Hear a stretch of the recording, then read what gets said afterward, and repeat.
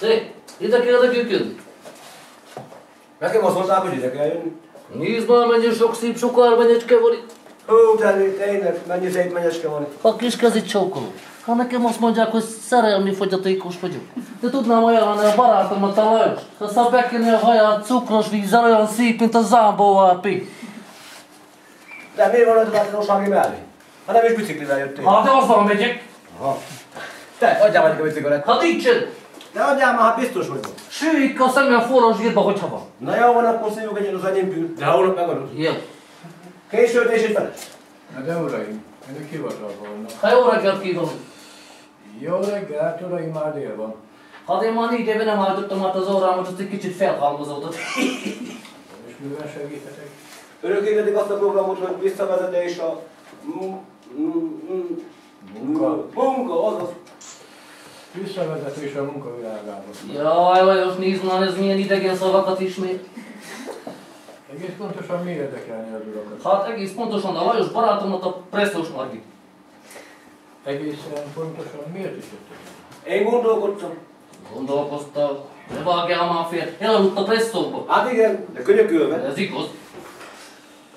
Szóval mire gondolt? Mit csináltam?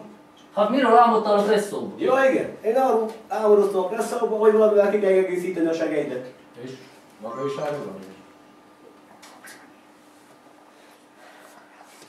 Hát nem gondolkodású. Ja, én gondolkozásügyileg a Lajos barátomat hatalmaztam meg magam helyett. És munkára gondoltak? Arra nem. Igen, de nem szívesen. Értem.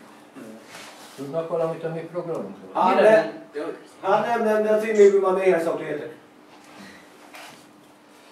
És milyen munkahelyeik voltak idáig? Mire gondol? Hát olyan helyre, ahova rendszeresen be kell járni. Hát az Ibolya Presszó. Volt valami komolyabb munkájuk? Hát én fél napig voltam sigráson. Hát maga szerint ez komoly? Hát nem lehetett röhögni. És most mit szeretnének? Hát, hogyha a Tispán barátom nem volna elég világos, akkor én a Csapos Margitot mesztelenül. Mi uraim munkalehetőséget biztosítunk azoknak, akik dolgozni szeretnének. És milyen munkát ajánlanak? Nézzük. Például lehet kaszálni az út mellett. Hát miért nem az úton? Azért, mert ott nincs gaz. Igaz, de hamarabb is végeznénk. Na jó, van akkor. Hát, vagy van virágültetés a főtéren ültetőlapáttal.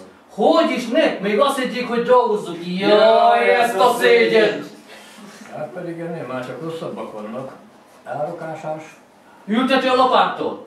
Nem, kapnának rendesen. Jaj, ezt a szégyent, jaj! Hát akkor mi van akkor a árokás? Hát brigáddal. Jogosítványuk van. Tőlem elvették. Én meg tanáltam. Na jó, építkezésre is keresnek most segédmunkásokat. Az hányat? Körülbelül 6-ot. Ó, de kár, hogy csak ki ketten vagyunk. Ketten vannak, na jó, akkor van más. Ki kellene leszállni az általános is. Nem jó. Miért?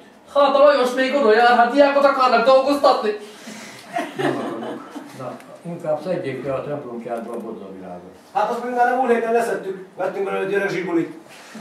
Le kellene mosni akkor inkább a közlekedési táblákat. Azt is leszettük, alumínium. Na jó. Komolyra fordítva szót. Mondják már meg tulajdonképpen milyen munka érdekel neked? Hát ahol nem kell dolgozni. Hát igen, jó pár hely lesz, de ahhoz majd jövőre kell szólni. Miért?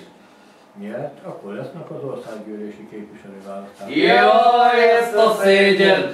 Hát Lajos barátom, ide is potyán jöttünk. Na biztos. Nem tanálnak nekünk egy testhez álló munkát. Gyere drága testvérem, menjünk ígyunk valamit. Így van.